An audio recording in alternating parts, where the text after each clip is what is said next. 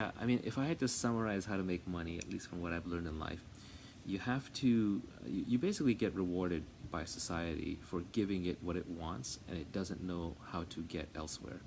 And a lot of people think you can go to school and you can study for how to make money, but the reality is there's no skill called business. What you're actually trying to figure out is what product or service does society want but does not yet know how to get. And you want to become the person who delivers that and delivers it at scale.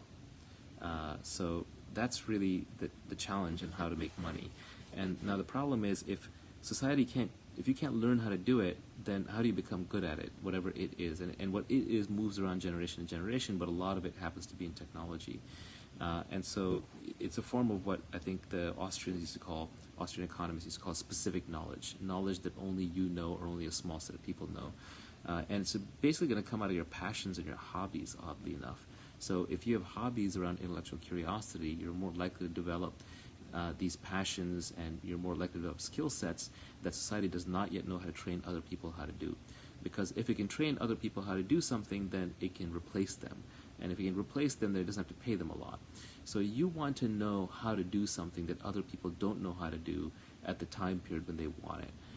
So for example, like you might be interested in programming for computers and you're into really esoteric deep learning algorithms, and it doesn't really matter until society assembles large enough data sets, enough computing machines that the AI revolution shows up. And then all of a sudden your hobby turns into specific knowledge. And then you want to take that specific knowledge and you want to be known as the person who can deliver that. So you have to have a brand and a reputation. And the most powerful brands and reputations in the world are individual brands like Oprah, Trump, Cher, like single names, Naval. To some extent I'm trying to build a little bit of that brand accidentally. But if you have a unique name, if you can brand yourself in a unique way, and that branding doesn't come for free, that has accountability on the other side of it. So you're taking risks with brand. You get attacked, you fail, you can have problems. You're really sticking your neck out there. So you basically have to have specific knowledge. You have to take on accountability with a brand. And the last piece of making money is you have to have leverage. Leverage is critical.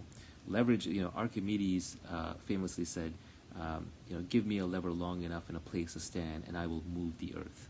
And that was a very powerful statement. What he was basically saying, it's the power of leverage. And humans are not evolved to understand leverage. Our evolutionary past maps inputs to outputs. It's a 1-to-1 ratio. So, for example, if I'm chopping trees and I'm like harvesting wood to go start a fire, then basically if I put in 8 hours chopping wood, that's probably going to get me 8 times the output that I would get from 1 hour of chopping wood. Whereas with leverage, I might have bulldozers or chainsaws, or I might have lumberjacks working with me. And so if I make the right decision on how to cut down the wood, and how to store it, and how to ship it and transport it, I get a multiplier effect. And it's very important to understand the different kinds of leverage that are available, because if you want to make money, you need that specific knowledge, you need that accountability, and now you're going to need to use whichever form of leverage best applies to your situation. And there are 3 broad classes of leverage.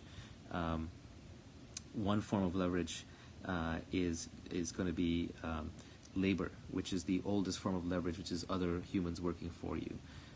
And that's actually not a great one in the modern world. It used to be great in the old world, but in the modern world, people are onto it, so everyone's always playing a status game and trying to become the lead monkey in the tribe. And so having people work for you is a difficult form of leverage. Then there's capital, which is a more recent invention. It's only about a few thousand years ago. It goes back to the agricultural age, and so that's money.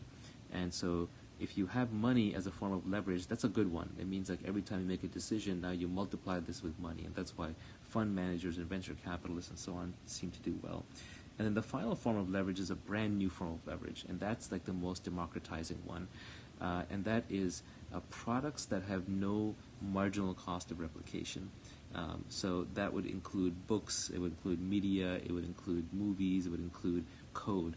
And code is probably the most powerful form of leverage that is permissionless. All you need is a computer. You don't need anyone's permission.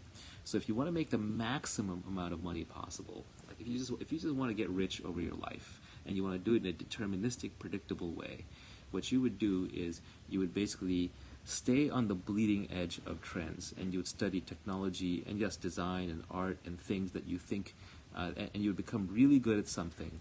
You would basically be waiting for your moment until something emerged in the world where they needed that skill set, and you're uniquely qualified. You would build your brand in the meantime on Twitter, on YouTube, by giving away free work so people have heard of you. You would make a name for yourself, and you would take some risks in the process. And then, when it was time to move in on that opportunity, you would do so with leverage, the maximum leverage possible. And the maximum leverage would mean that you would have people working for you. It would mean you would have a fund, or you would have capital. It would mean that you would be writing a book. It would mean that you would be writing code, and that you would be building a media presence.